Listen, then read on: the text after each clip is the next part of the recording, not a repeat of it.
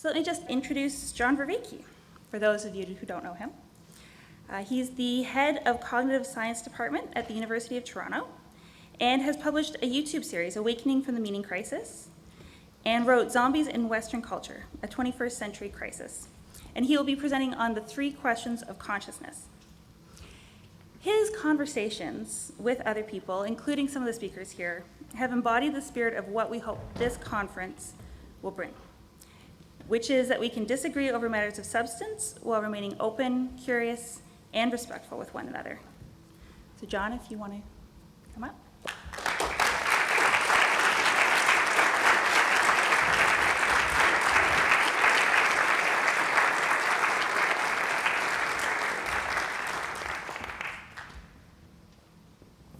Thank you, Catherine, and it's a great pleasure to be here. I've been traveling a lot this summer, all over the place, but the thought of being here, especially in person with Jonathan and Paul, has been constantly on my mind. So it's great that it's finally realized. So, 3 questions of consciousness. Consciousness is the whole...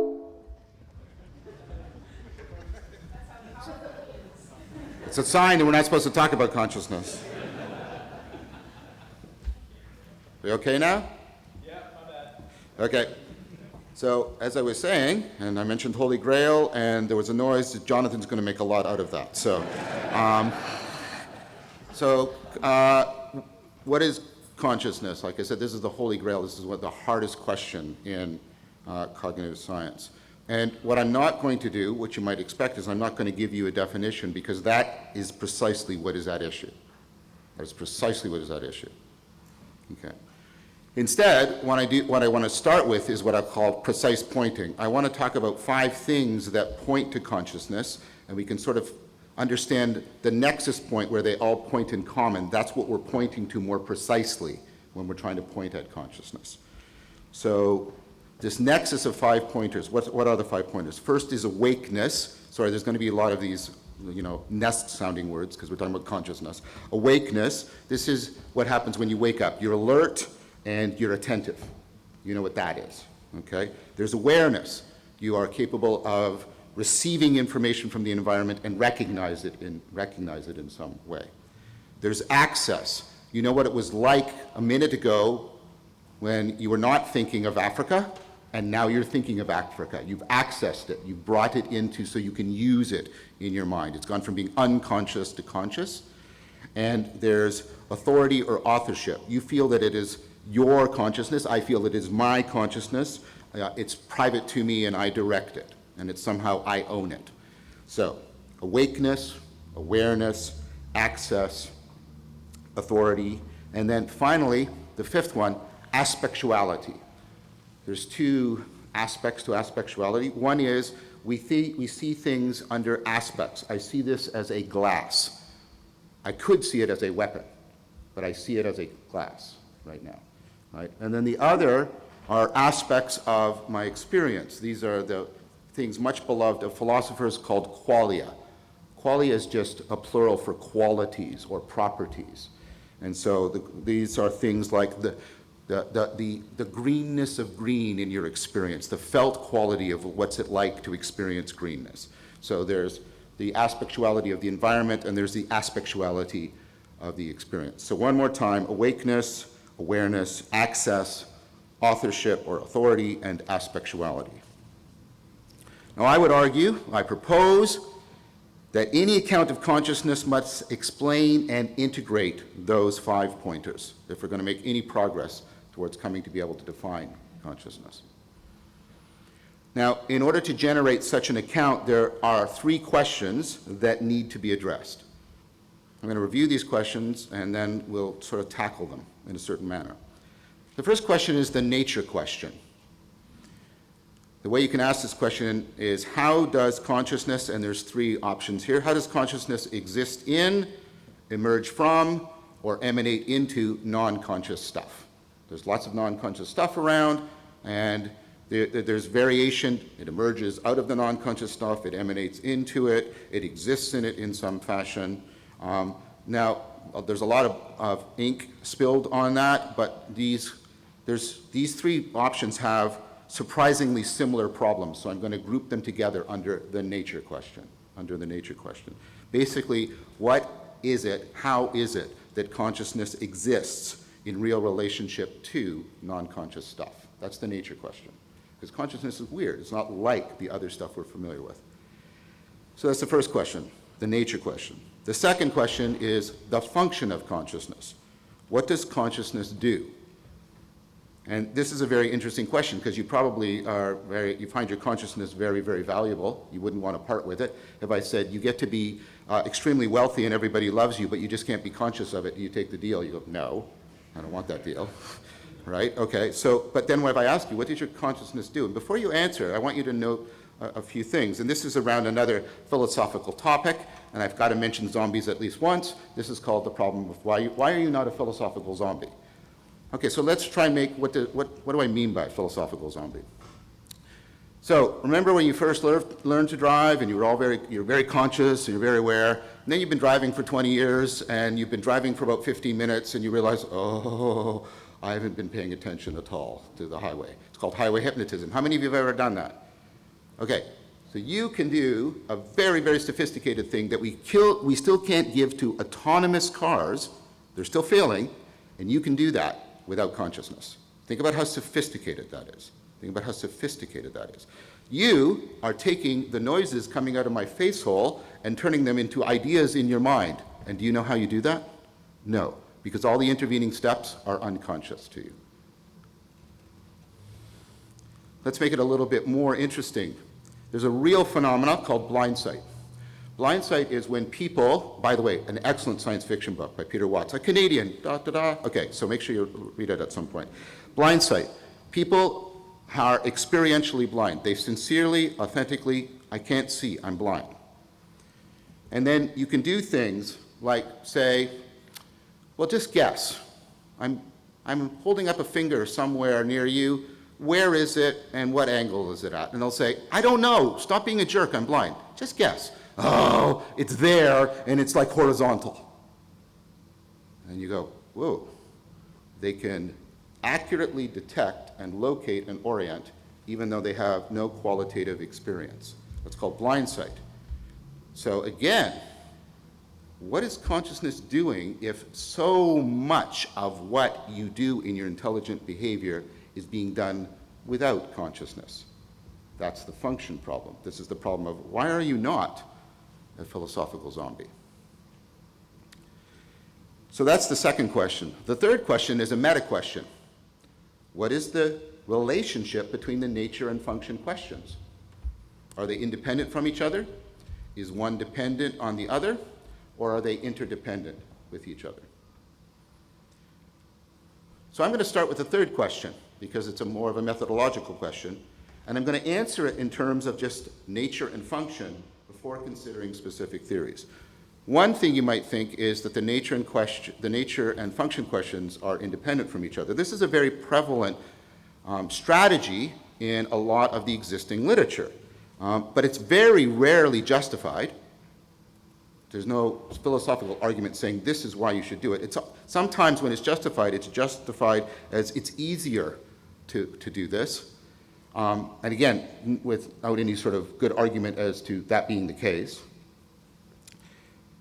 Sometimes people have the independence because they have a prior commitment to a worldview and a nature of consciousness.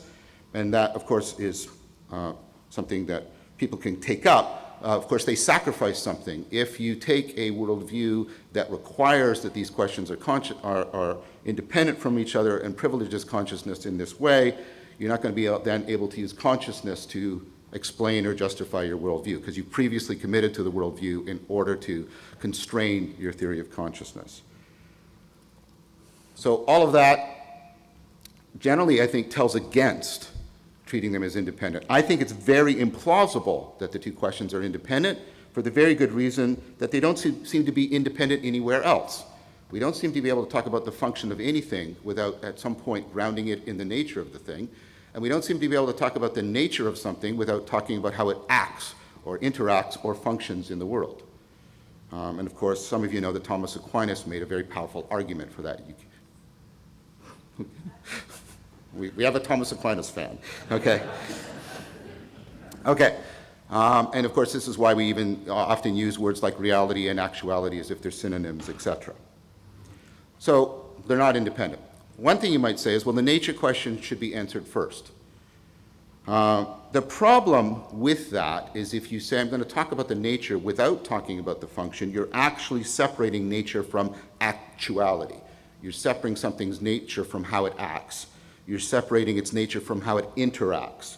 This position is very epistemologically suspect, because basically you're saying something can exist although it doesn't act or interact with other things. The technical name for this is epiphenomenalism, and epiphenomenalism, I think, is an incoherent position. The idea that something can exist and not have effects is like, how would you know that it exists? How could you possibly distinguish it from not existing, et cetera, et cetera? So the arguments against that epiphenomenal conclusion are long-standing, and I think they're persuasive. So I think prioritizing the nature question, I think, is very, very implausible. Well, maybe we'll do the function first. Just what's the function? And we'll worry about solving the hard problem of consciousness later. This is a very, very popular view, or I should say popular approach in a lot of the scientific literature on consciousness. We'll leave that hard problem over there and we'll just figure out what consciousness does.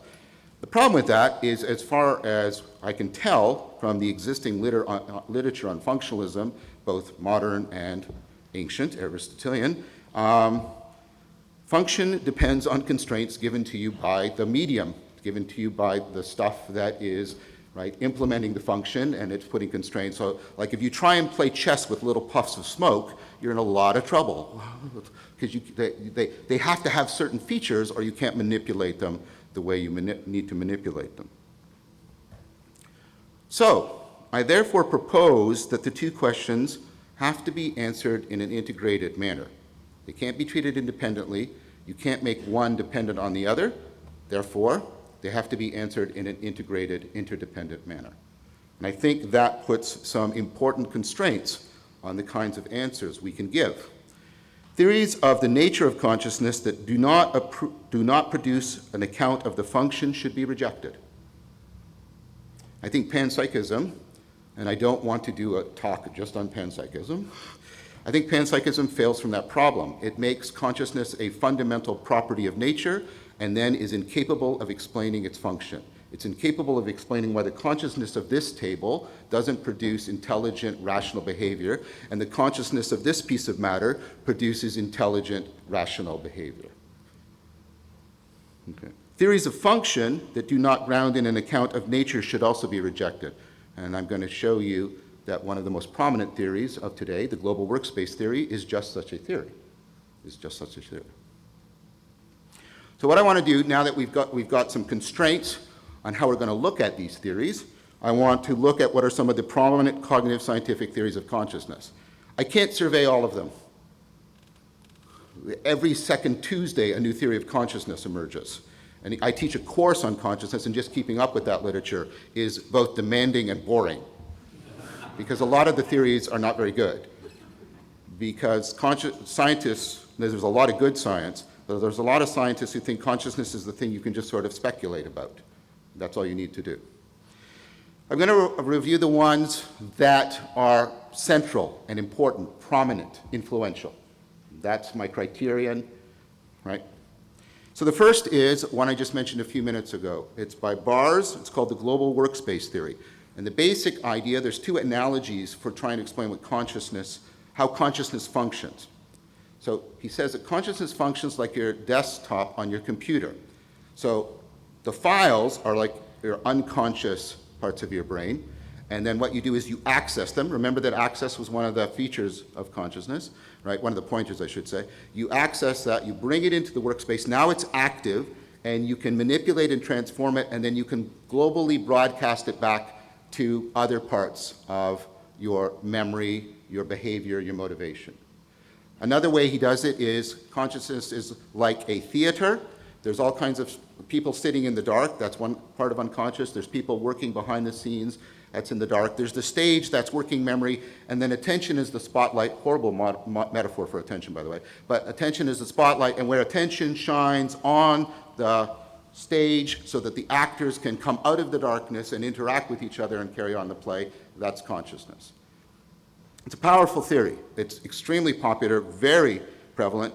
Dehaene and others have been able to find neurological empirical support for the theory. There seem to be like areas that everything is getting bused to when you're doing consciousness, etc. Now, on the two questions, Bars is explicitly silent about the nature question. He says he has no answer to the nature question, no answer about the hard problem of consciousness. Okay? He's very explicit about the function. In fact, that's what he thinks the main value of his theory is. So what is the function? He said it in many places, but the paper that I think is most pivotal is one he published with Shanahan and Bars 2005, where they argued directly and explicitly, their thesis is that the function of consciousness is to solve the frame problem.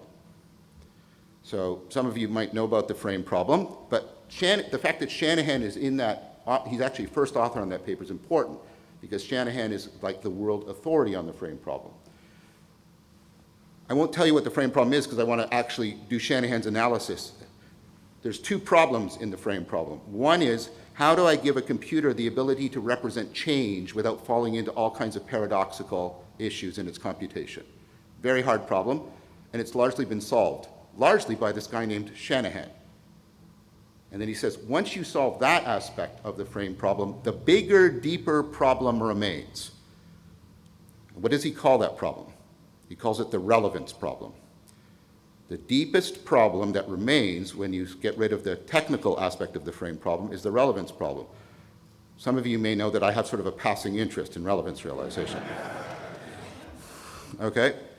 So how, of all of the information you pay attention to, do you zero on the relevant information? All the information you could call from working memory, from long-term memory, especially all the possible combinations, which do you access? Many of you are familiar with this, so I'm not going to go into this. I keep publishing on this. I've just published 3 weeks ago another paper integrating relevance realization theory and predictive processing theory. So there's lots out there you can read. There's lots you can watch. I mean, just stand near me for 25 minutes and relevance realization will by osmosis get into you.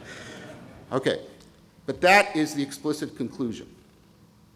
Okay, so let's look at another theory that comes at it from consciousness from exactly the opposite direction in terms of the three questions. This is Tononi's integrated information theory. So what's the theory here? So compare your eye to a TV screen. TV screen is a picture, but what's happening in any one pixel is not causally connected to what's happening in any other pixel. If you compare your eye, what's happening in one part of your retina is actually causally connected to the other parts of your retina. So there's mutual information, mutual causation, there is and mutual prediction between. So the information in your retina is being integrated in a way in which it's not being integrated in the picture on your TV screen. That's why understanding consciousness, by the way, as a picture is a fundamentally flawed metaphor. He has a formal mathematical way, and I could teach you, and if you come to take the course with me at the University of Toronto, I would teach you the technical way in which you can actually calculate how much integrated information there is in a system. He calls it by the Greek letter phi, and you can actually calculate how conscious, according to him, an organism is by paying attention to the phi degree that you could calculate for its brain. So apparently bees are quite conscious, according to him, which is kind of interesting. So first, a couple of qualifications. He calls it an integrated information theory, but it's not really integrated information. Consciousness is the integration of information that's already differentiated. If everything on your eye was like a white, homogeneous, it's called a Gonsfeld in psychology, all was white, phi goes down. So it's actually complexification. It's how much integration has brought how much differentiation into that integration. It's complexified. A system is complex if it is simultaneously highly differentiated, like your hand, and highly integrated, like your hand. When things are complexified, they can do many different things in a highly coordinated fashion without falling apart or losing their causal coherence, like your hand. If your hand was just differentiated, it would fall apart if you tried to use it. If it was just integrated, it would be a homogeneous blob and you couldn't do anything. But now I can do lots of complex behavior. And that's basically that's a good analogy of how he understands consciousness. Okay. Now, he's explicit that he is answering the nature problem and not discussing the function problem. Explicit, repeatedly so. Now, what does he got going for him in order to say I'm answering the nature problem? Well, his theory can explain two important features of consciousness that many people take to be central to consciousness. One is that consciousness has a powerful unity. You're having a state of consciousness right now, a single state of consciousness. It's not a homogeneous blob. It's not differentiated into pixelation. It is somehow complexified and one. Theory is a good account of that. Secondly, he can explain the center of subjectivity, why you feel that you are at the center of your field of consciousness.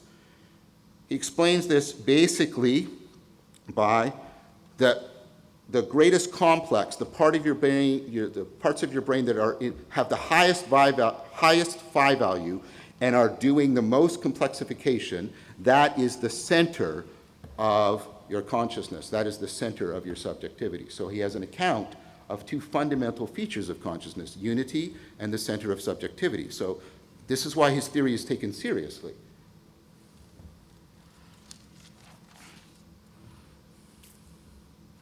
But why the complexification occurs is unclear, because he's not trying to answer the function question. How it occurs is mysterious, because he's not trying to answer the function question.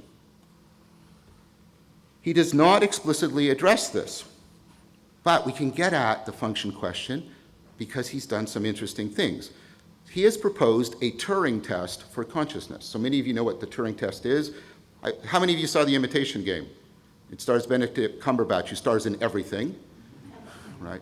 And so that's about Alan Turing, and the Turing test was a way of you basically see if a human being can distinguish between the performance of a computer and another human being, and if the human being can't distinguish them, then you attribute as much intelligence to the computer as you do to the human being. There's lots of variations and problems. I just need you to understand the basic idea. So he proposes a Turing test for consciousness. What's the Turing test for consciousness? He says we give the system problems where it has to judge appropriateness. Like we show a picture to the system and there's a fish in a clear blue sky.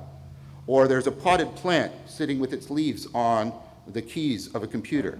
And if the system can go basically, that's weird, then it's conscious, which tells you what's actually going on.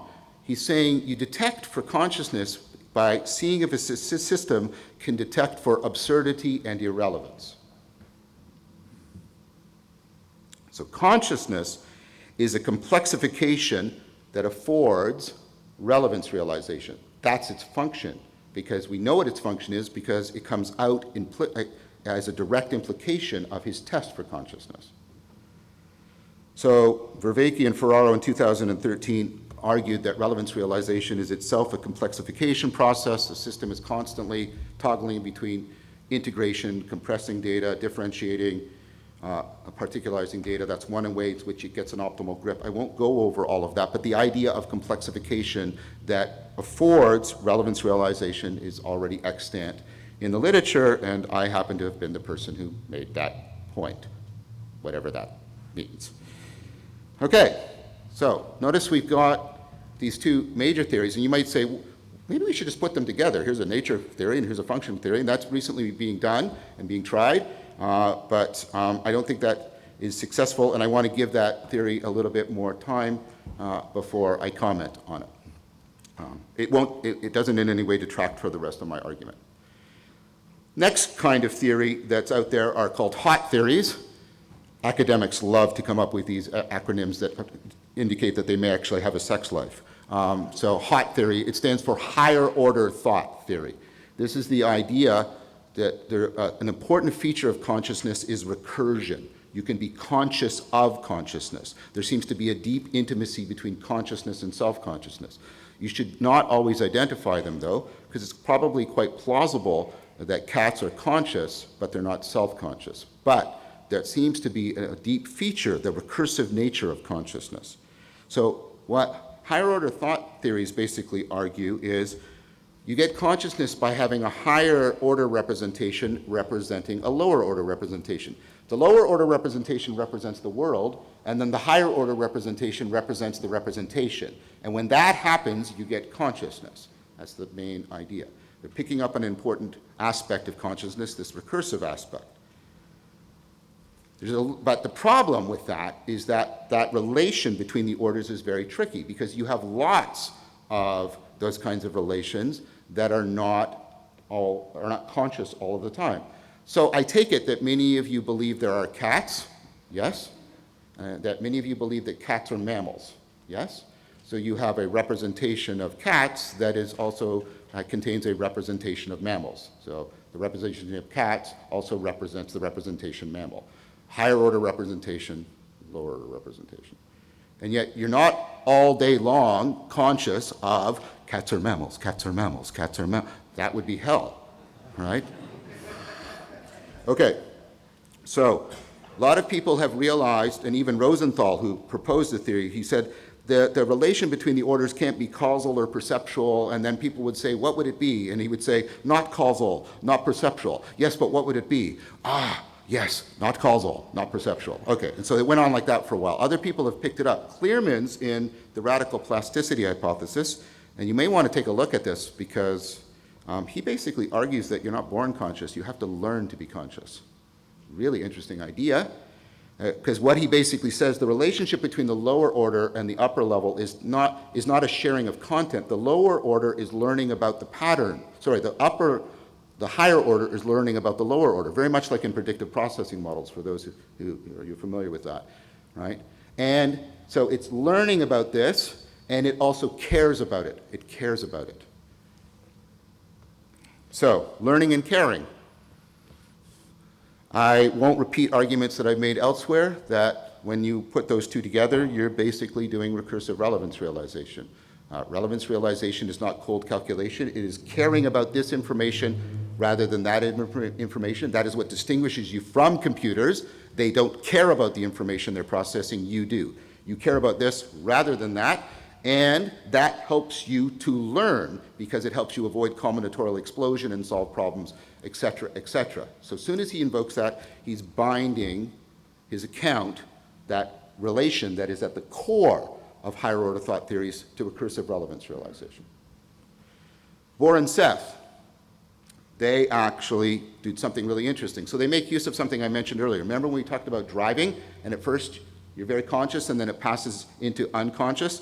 And by the way, that's called automatic processing, no pun intended, about driving, right? But, right, and they asked, why is it that some of the tasks can be handled by our philosophical zombie, and why do they pass from ones requiring tremendous consciousness into virtual unconsciousness? And then sometimes why do we have to bring processes back into consciousness and not leave them running automatically? It's a good question, excellent question. So they review a lot of work. I don't have time to review it. You can read their work. But again, a lot of other people's work, including their own good experimental work, that the kind of tasks that require consciousness and that cannot be done automatically are tasks that are high in novelty, complexity, and basically being ill-defined. Ill-defined meaning you're not very clear on the initial state and the goal state of your problem that you're trying to solve. A well-defined problem is something like 24 times 3. You know what the initial state is. It's a multiplication problem. You know what the goal state looks like. You know what you're supposed to do. I'm supposed to do this. Singing doesn't matter, etc. An ill-defined problem is, I'm doing one right now. Give a good talk. When the talk was about to begin, there was silence. That doesn't help me very much. What does the end state look like? A good talk. Yes, but, right? It's an ill-defined problem. Right? Having a conversation is an ill-defined problem, telling a joke, going on a successful first date, knowing how far to stand from somebody at a funeral, etc., etc. Most real-world problems are ill-defined problems.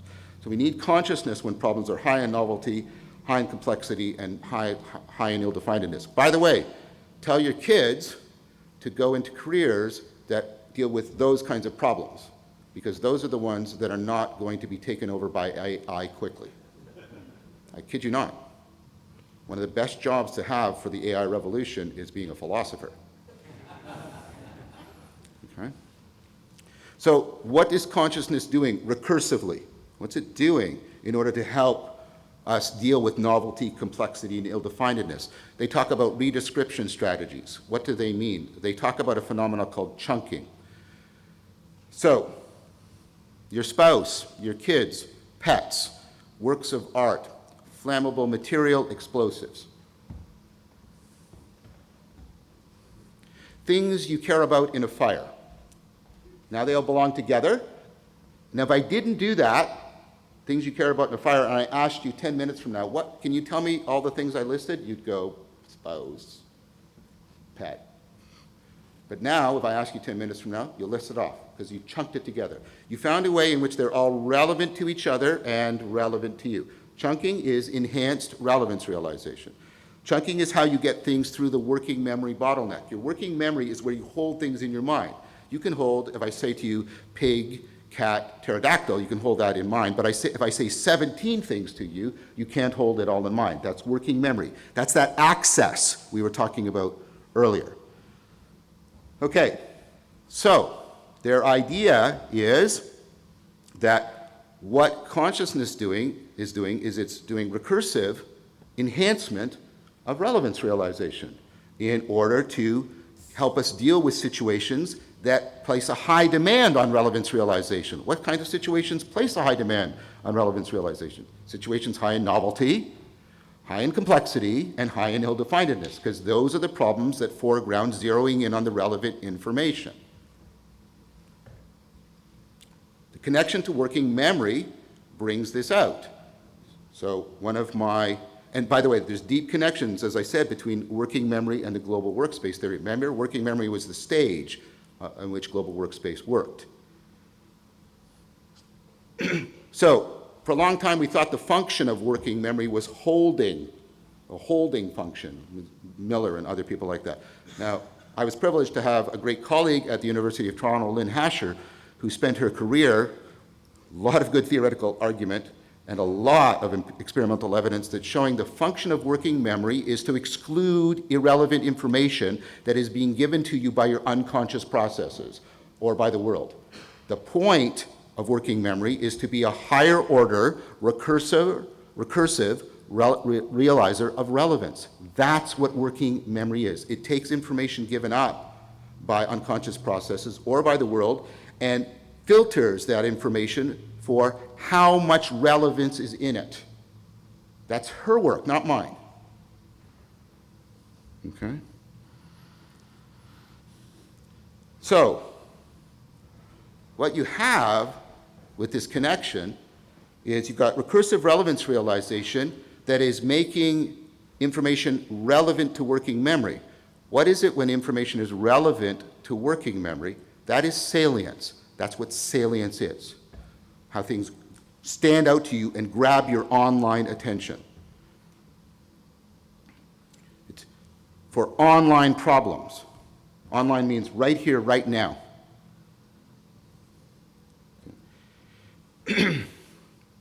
Salience landscaping for current situations, online problems, many of you know, this is what I call, these are the defining features of perspectival knowing. This is knowing what it's like to be me here now in this state of mind in this situation. I'm doing a particular salience landscaping and it's online, and what I'm seeking is to be as present in this situation as I possibly can. That's the goal of perspectival knowing, to make me as connected as to the online as I possibly can be.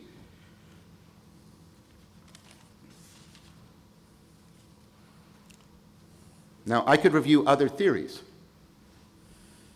If you want to see other theories reviewed, watch my online series with Greg Enriquez, Untangling the World Knot. That was the name that Schopenhauer gave to the problem of consciousness, the world knot. And we go over many more of these theories. So I'm asking for a bit of trust, but you can follow up if you wish. There is a massive convergence. This is what I'm trying to show you. There is a massive convergence between all these different theories that the function of consciousness is to do recursive relevance realization that affords perspectival knowing. I've presented this at the conferences and such, and I have not had a significant challenge to this, because once you, sorry, I'm not trying to claim I'm a genius or no, why don't the rest of the people see my brilliance? That's not what I'm doing. What I'm saying is once you just sit down and just take the time to think about these questions, the function question, the nature question, put these things before you, instead of immediately jumping into what's consciousness, you say, well, what are all the theories of consciousness doing? Are they talking about nature or function? And what are all the ones that function doing? And oh, look, they're all converging on this. We should pay attention to that. We should pay attention to that. Now, you can back this up with two important empirical things. More, but there's at least two. Here's the first. It's called multiple object tracking, the work of Zen and Polition. So you get a computer screen, and you can have things moving around on it, like a red X, a purple 0, different letters, different colors, and they're moving around. And you can ask people to track, right? Track the red X, track the purple 0. Keep tracking the red X and the purple 0. Now what's amazing is you can track 8 things, which is more than working memory, which tells you something. It tells you that you're actually learning more than from the environment than just what is in your working memory. That's important. Empirical confirmation about implicit learning, intuition, etc. Put that aside, but remember that it's important. But for our purposes, what's really cool is when you get people to max out at the 8 things, they can't tell any difference in the thing when if you change it. What do you mean, John? What I mean is, if this started out as a red X and it turns into a purple 0 and then into a blue B, they don't know that. They don't notice that. They do not know that. He calls it fingers of instantiation. It's like you're putting a finger on it and tracking it. Like I don't know what this is, but I can follow it wherever it goes.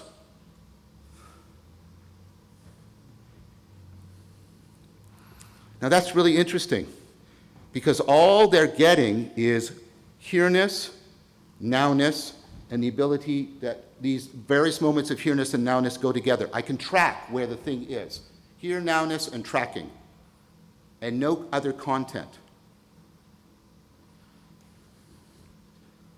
He says that this is analogous to, in linguistics, what is called demonstrative reference. So most reference is semantic-based. We give a content to the term, and then we think of the thing because of it. Like cat, and you think land shark with brains that pretends to love you, right? Cat, okay? But demonstrative reference is when I sort of did it at the beginning, I sort of mixed them. Demonstrative reference is when you point, either verbally or in gesture. This. Notice that this doesn't mean anything. All that this means is put a finger on this. Salience, tag it. Here, nowness, togetherness, so you can track it. That's it. And he points out that has to be primordial. It has to be primary. Why? Because if I'm going to categorize things, I have to take things that I've not yet categorized and put them together in my mind. I have to go this, and now they're together, they're co-salient, and now you can start to form the category, container, etc. It's pre-conceptual. It's pre-experiential. And I won't repeat arguments I've made elsewhere, that relevance realization is similarly pre-representational, pre-conceptual, pre-experimental. But notice that you have experimental evidence for this and a clear argument as to why this is central to your cognitive functioning. It's primary, it's primordial. Here nowness tracking. Before any green, blue, yellow, apple, beautiful. Here nowness tracking. In deep meditation, and I've realized this state, and that doesn't mean anything about me, other than I've realized it like many other people, it's called the pure consciousness event. In the pure consciousness event, you are not conscious of anything. You're not even conscious of consciousness. You are just purely conscious, hence the name. is widely documented, widely attested, and both cross-culturally and cross-historically. Okay? To doubt this, if you were to doubt this on the basis of a report, you'd have to doubt the existence of Napoleon, because we have more reports for this than we do for Napoleon. Okay? Now, what's very powerful about this experience is you don't black out. You're not even conscious of yourself. You don't have that little voice, I am John, I am John, I am John. Well, you don't have that voice. That'd be creepy, but you know what I mean. Okay? There's no adjectival qualia. There's no qualia, just like multiple object tracking. There's no greenness, no blueness, no yellowness, no apple, no cat, not even John, not even consciousness. But it's not completely empty of qualia, like Foreman claims. Foreman's making a mistake. He's the person that writes about it. Because you don't black out. And if you talk to people and you say, what was it like? They can tell you what it was like. There was perspectival knowing. And they will say, I touched eternity. Notice what that is. It's pure absolute nowness. I felt it was just pure presence, here-ness. It was oneness, togetherness, and unity. Those qualia don't disappear. We need to make a distinction.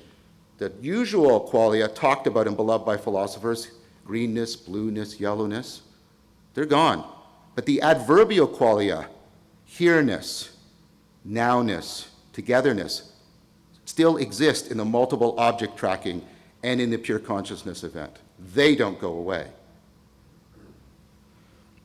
What does that tell us? It tells us right away that adjectival qualia are not necessary for consciousness. They can be absent and consciousness still exists. Giving you the proof. Neither are they sufficient.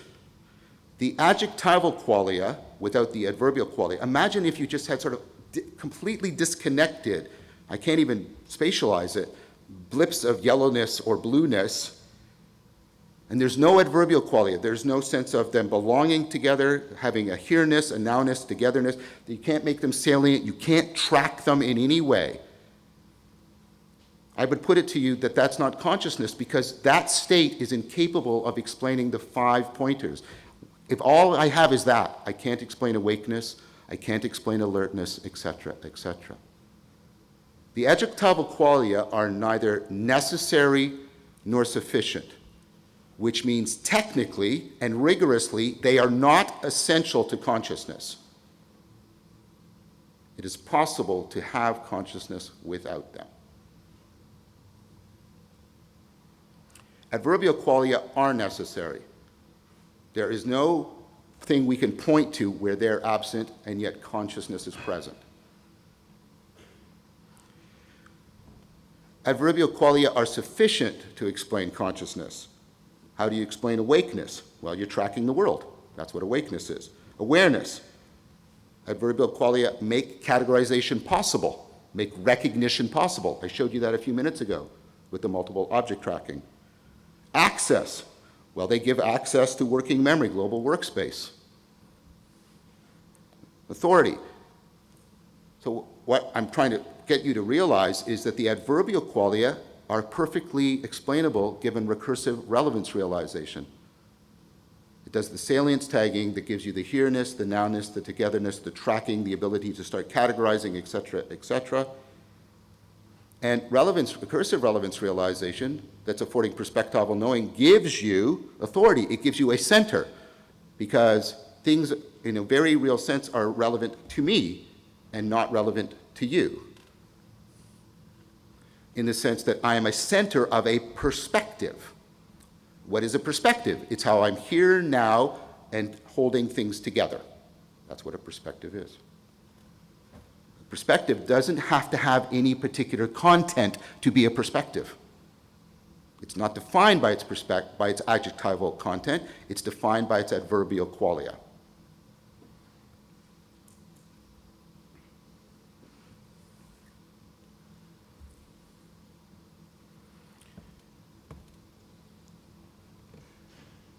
So what have I been trying to show you? I've given you an integrated account of the function of consciousness. It's recursive relevance realization that affords perspectival knowing. That recursive relevance realization affording perspectival knowing gives us adverbial qualia. It allows us to explain the 5 pointers in an integrated fashion. And it explains a lot of the phenomenology of consciousness, an integrated account of the function and the nature questions. It also helps to explain things that we have wide evidence for, but the other theories don't explain well. People routinely calibrate their assessment of consciousness with their assessment of flexibility of intelligence. How much an organism displays in its intelligence the ability to deal with novelty, ill-definedness, complexity. So if I ask you if an ant is conscious, you I don't know. But what about the whole, colony? You might, well, maybe, because they sort of solve problems, but I don't know. But, well, what about a cat? Yeah, a cat's probably conscious, because you actually interweave these deeply together. It's very strong intuitions. Very, very strong intuitions. And yet, we can either think that intuition, like a lot of our intuitions, has no basis, or it might be that our intuition is actually implicitly tracking a lot of complex patterns of function and nature, and actually realizing their deep interdependence. And I've tried to provide you with an account that does that. So I have been putting my proverbial neck on the line because I have tried to give you an integrated answer to the nature and function of consciousness that is scientifically viable right now, given the current state of cognitive science. So thank you very much for your time and attention.